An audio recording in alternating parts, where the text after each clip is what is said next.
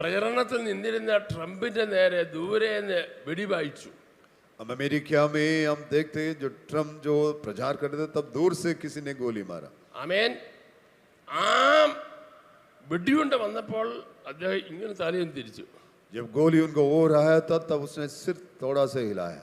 ആമേൻ. കെന്നഡിയെ John F Kennedy ഒക്കെ മേളിൽ നിന്ന് വെടിവെച്ചപ്പോൾ അന്നേരം വീട് മരിച്ചു പോയവരാ.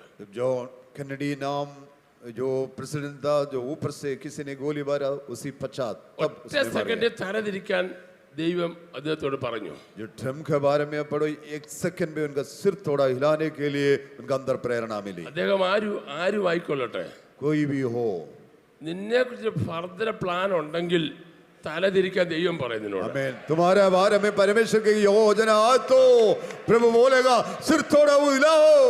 ഹല്ലേലൂയ, आमीन. ഹല്ലേലൂയ.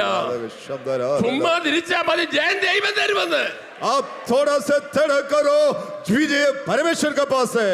ഞാനത് കേട്ടപ്പോൾ ഞാൻ ഇങ്ങനെ വിചാരിച്ചു, നമ്മുടെ നേരെ ദുഷ്ടപിശാച് എത്ര വെടികൾ ഉയർത്തു, എത്ര ഉണ്ടകൾ പാഞ്ഞു പോയി.